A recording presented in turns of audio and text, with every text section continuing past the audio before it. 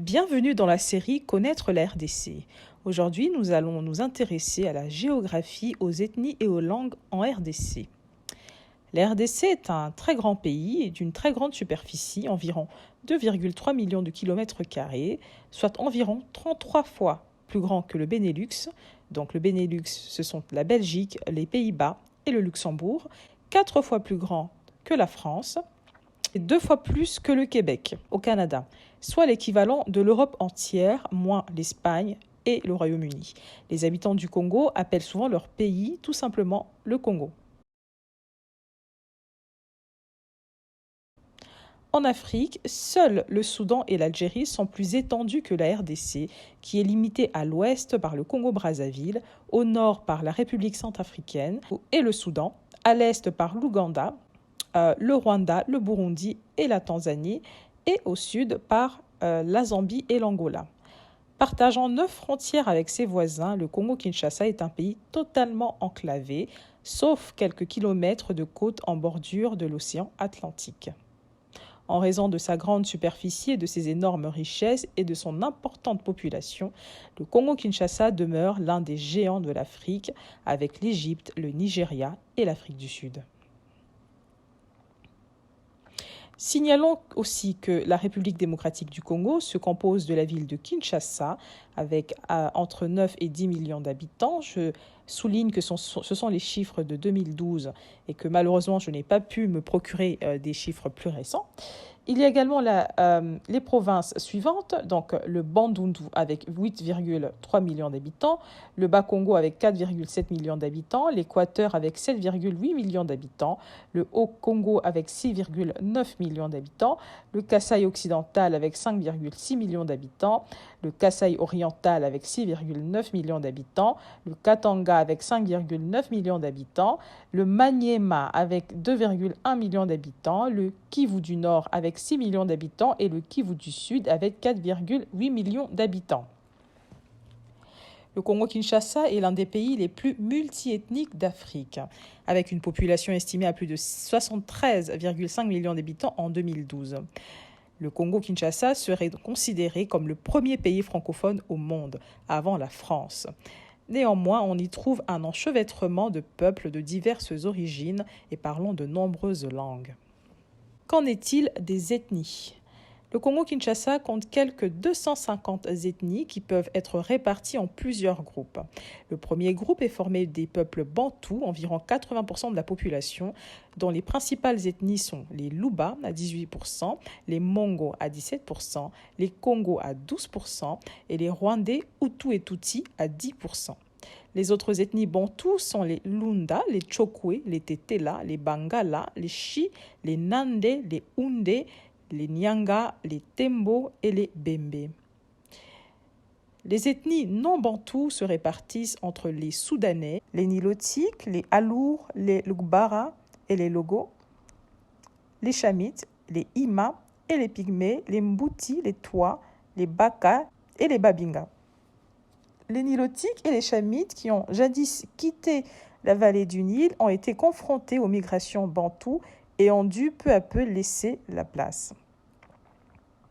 La majorité des Congolais sont de religion chrétienne. Les catholiques forment 40% de la population, les protestants 35%, les kimbanguistes, qui est une importante église africaine, 10%. Il existe également des petites communautés musulmanes, 9%, juifs et grecs orthodoxes.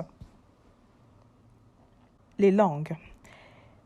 Sur le plan linguistique, cette ancienne colonie belge est l'un des pays les plus multilingues de toute l'Afrique. En effet, l'atlas linguistique du Zaïre dénombre 221 langues pour une population totale estimée en 1996 à 42,2 millions d'habitants, c'est-à-dire une langue par tranche de 190 000 locuteurs. Cependant, 186 langues appartiennent à la seule famille bantou et elles sont parlées par plus de 80% de la population congolaise.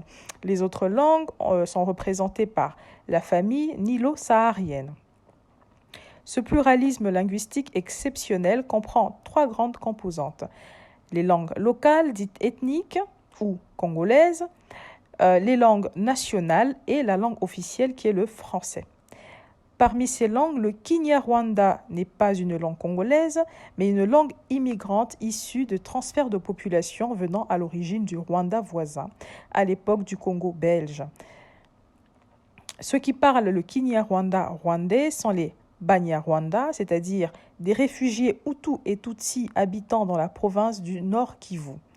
Les Banyarwanda sont généralement perçus comme des étrangers par les Congolais, surtout depuis que des conflits armés ont éclaté en 1993 dans le Nord Kivu, entre d'une part les Hutus et des Tutsis d'autre part, des membres de plusieurs groupes ethniques congolais. On parle aussi, depuis 1976, des Banyamulenge, c'est-à-dire les gens de la colline ou de la forêt de Mulenge, une région du sud Kivu. Ce sont en général des Tutsis kinyarwandophones émigrés depuis quelques décennies du Rwanda, après 1959, et ils ne peuvent présentement se prévaloir de la citoyenneté congolaise. En fait, les Banyamulenge sont des Banyarwanda installés dans les régions de Fizi, de Mwenga et d'Uvira, toutes situées dans la province du Sud Kivu, à l'exception de la région de Shabunda. Quoi qu'il en soit, Banyarwanda ou Banyamulenge ne sont plus des Rwandais, mais ils ne peuvent davantage être considérés comme des authentiques et continuent de faire l'objet de controverses de la part de nombreux Congolais qui les traitent de minorités agressives. On ne connaît pas de façon officielle le nombre exact de locuteurs du Kinyarwanda au Congo, Kinshasa, mais certains observateurs les estimeraient à 400 000.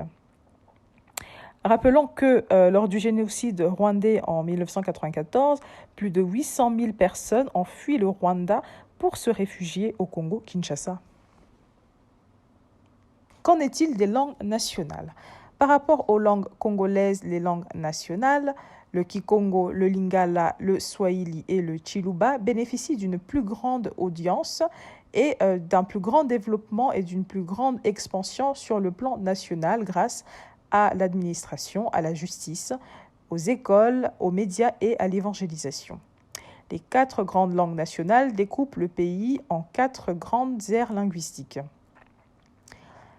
Ces langues de grande diffusion se sont imposées avant la colonisation.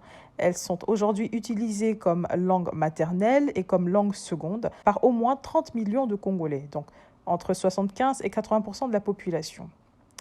Elles sont employées par les couches sociales les plus scolarisées, les plus urbanisées, à titre de langue supra-régionale ou pour la communication interethnique dans les villes. 3 des langues nationales congolaises, le Lingala, le Swahili et le Kikongo, sont de formation récente. Leur histoire est liée à celle de la colonisation du Congo et en principe, elles n'appartiennent en propre à aucune communauté ethno-linguistique du pays.